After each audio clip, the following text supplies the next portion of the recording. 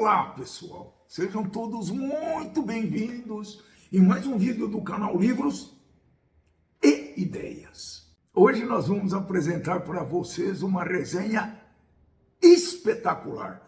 Como sempre, um livro que eu li e que quero comentar os principais aspectos para vocês. A minha ideia é não dar spoiler, né? Para que vocês não se sintam desobrigados a ler a obra. E aí o principal objetivo do canal não seria atingido. Antes disso, eu vou falar para vocês sobre uma possibilidade de leitura que eu desenvolvi nessa fase pós-trabalho, vamos dizer assim, né? E que eu vou aconselhar fortemente que vocês frequentem uma biblioteca pública. Curtam o ambiente, curtam o passeio, atividade para aposentado é sensacional, não custa nada. As bibliotecas brasileiras evoluíram muito. Eu posso comparar essas bibliotecas com bibliotecas de países desenvolvidos, vamos dizer assim. Não que o Brasil não seja, mas de países considerados mais desenvolvidos que o nosso. Bibliotecas que têm uma possibilidade de você escolher livros via online e depois ir lá pegar, de você ler exposições. Então, as bibliotecas públicas, pelo menos as que eu tenho conhecido, estão sensacionais, pessoal. Num certo momento, eu tinha uma prevenção contra bibliotecas brasileiras. Poxa, brasileiro não gosta de ler porque não tem biblioteca. Tem sim. Tem bibliotecas muito bem organizadas, muito bem cuidadas e principalmente, pessoal, com um acervo espetacular. Hoje nós vamos falar sobre um livro chamado Os Vestígios do Dia. É interessante porque é de Kazuo Ishiguro, claro, tem descendência japonesa. E eu vou falar sobre esse autor, que tem uma história interessante de vida, eu vou falar lá na frente. Vestígios do Dia foi publicado em 1989 e narra a história de Stevens, que é um mordomo inglês que trabalhou durante mais de 30 anos na mansão de Darlington Hall, servindo ao Lord Darlington. A história é contada através de uma série de flashbacks durante uma viagem que o Stevens faz pela Inglaterra, pelo oeste da Inglaterra. Essa viagem é feita em 1956, com o objetivo de reencontrar uma antiga governanta que trabalhou nessa mansão e que ele sente muita saudade, porque ele desenvolveu uma relação bem interessante com essa Miss Kenton, que é o nome da governanta. Essa viagem, o novo patrão dele, um americano que comprou essa mansão depois da morte de Lord Darlington, ele estimula o Stevens a sair, a passear um pouco e a largar suas obrigações habituais e cotidianas. Por quê? Porque o Stevens era uma dessas pessoas que sacrificavam a vida para ser profissionais, para cumprir o seu dever, para fazer aquilo que ele estava designado. Então, ele é um personagem altamente dedicado e que valoriza um valor muito falado nesse livro, talvez seja a palavra mais citada, que é dignidade. Então ele define dignidade na perspectiva dele, e ele valoriza o serviço acima de tudo, acima da vida, acima da família, acima de tudo. Através de suas memórias, o leitor descobre que Stevens sacrificou sua vida pessoal em nome do dever. Ele viveu situações incríveis. Esse Lord Darlington, na época, era um cidadão inglês muito influente, muito relacionado nas altas esferas do governo. Então, em Darlington Hall, aconteceram muitas reuniões importantes, algumas delas secretas, e que o Stephen tinha que participar porque ele era o organizador. Ele tornava possível essas reuniões de pessoas muito importantes e muito determinantes na vida da Inglaterra e do mundo também. Tá? E o Stephen, aquele mordomo inglês, vocês imaginam, e que sempre se manteve pragmático no cumprimento dos seus deveres.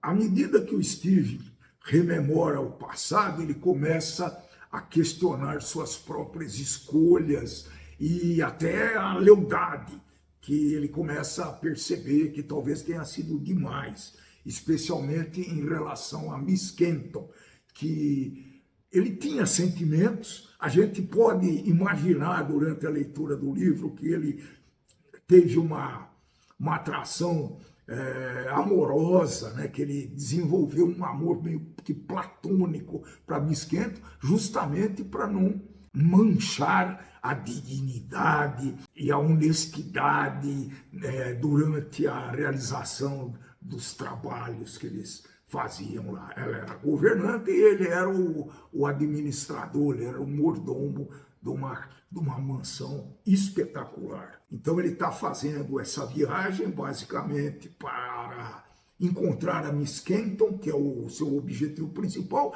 mas durante o trajeto ele passa por situações muito particulares e essas situações permitem ao Stevens de detalhar, de contar alguns acontecimentos que houve lá na mansão. O Stephen, além de protagonista, ele é o narrador do romance, que eu já falei que prezava a dignidade acima de tudo. Essa viagem que ele fez foi usada por ele para autoconhecimento e reflexão de suas escolhas.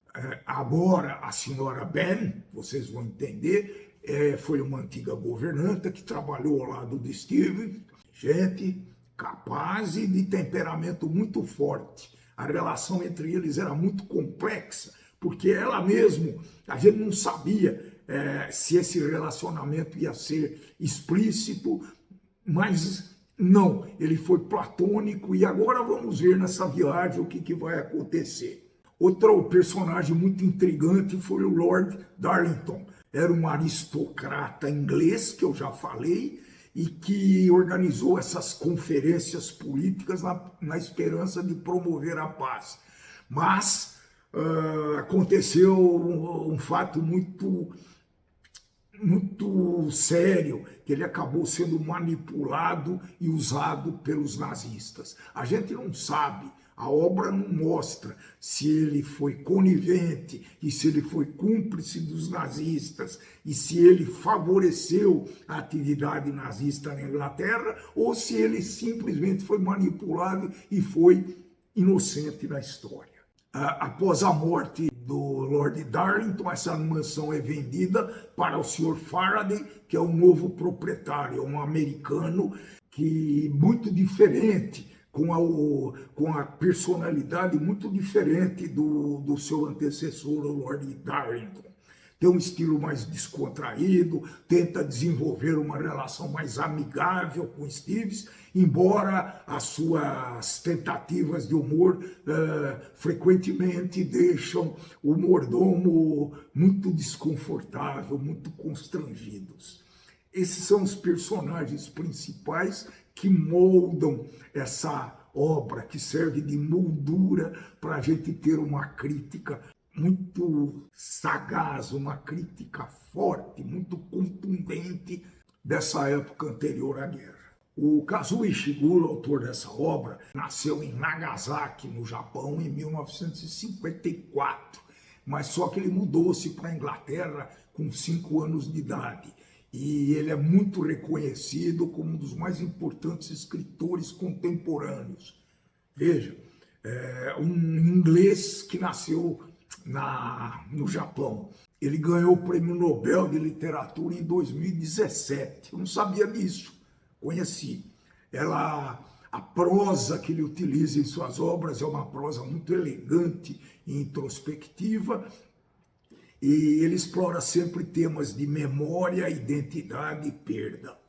Outras obras de Kazuo Ishiguro, Clara e o Sol, que é contado na perspectiva de Clara, uma amiga artificial, um robô. Eu achei muito interessante esse livro aqui, eu acho que eu vou ler. Que esse robô observa e questiona a complexidade das emoções humanas enquanto espera ser escolhida por uma criança para ser sua companheira. Então, mais um para minha lista, Clara e o Sol, de Kazuo Ishiguro.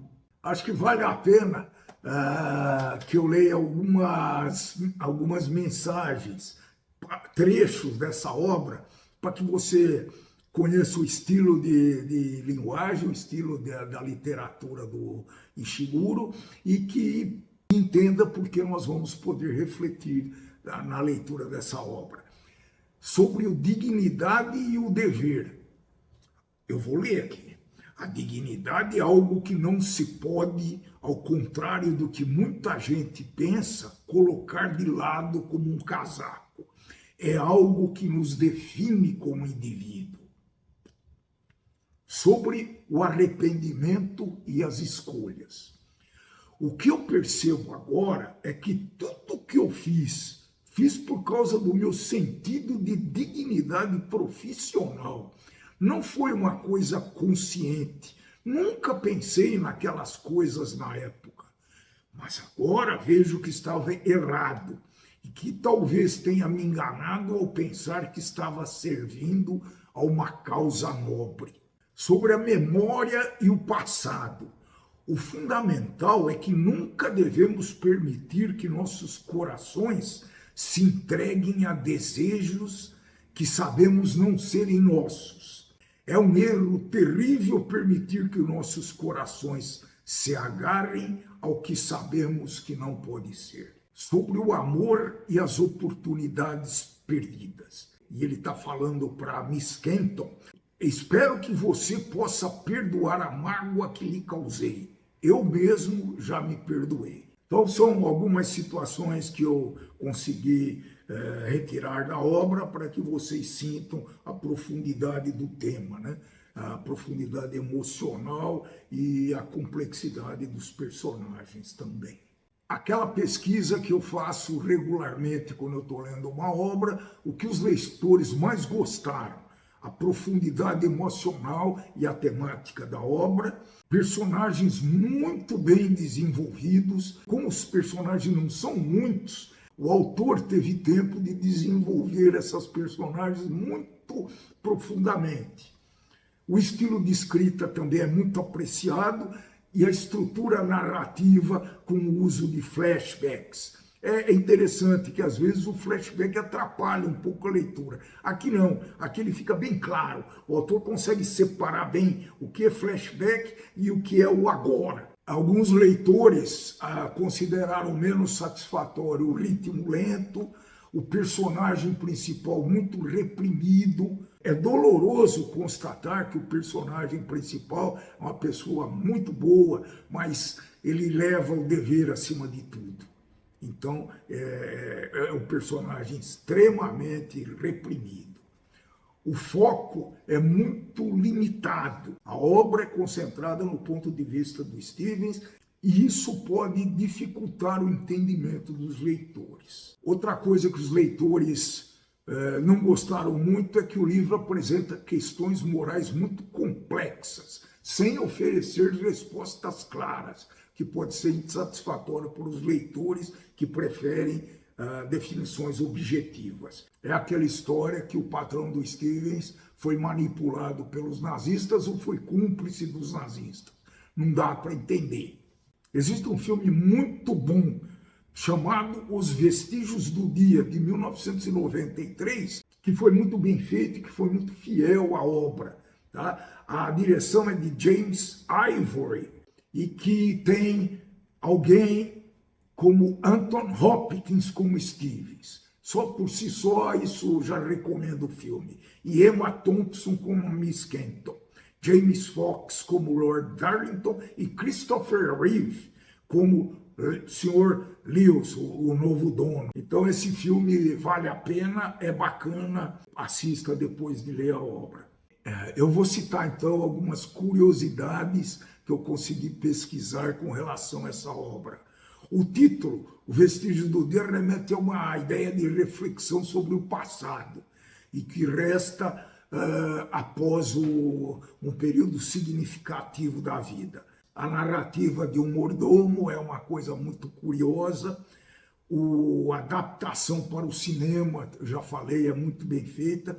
E ela foi escrita num período muito curto. Kazuo Ishiguro escreveu O Vestígio do Dia em apenas 4 semanas, durante uma maratona de escrita que ele chamou de Crash. Acho que é isso, pessoal.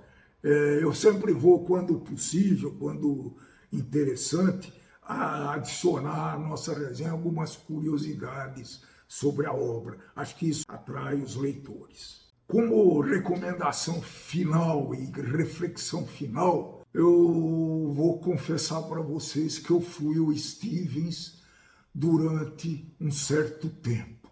Sorte que eu me descobri a tempo e que eu me corrigi a tempo. Mas boa parte da minha vida, principalmente profissional, eu fui o Stevens dessa obra. Eu me senti o Stevens dessa obra.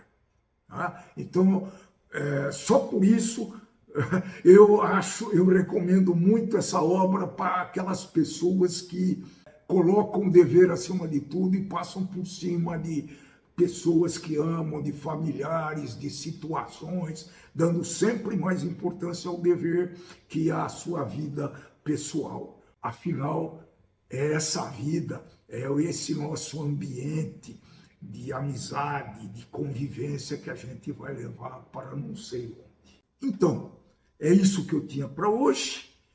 Muito obrigado para quem chegou até o final desse vídeo. Espero que tenham gostado e se gostaram, dê o seu famoso like, se inscrevam nesse canal se ainda não são inscritos, ative o sininho de notificação para receber as novidades do canal, as novidades semanais do canal e divulgue muito para a sua rede social e para os seus amigos e conhecidos. Muito obrigado, até o próximo vídeo e tchau, tchau!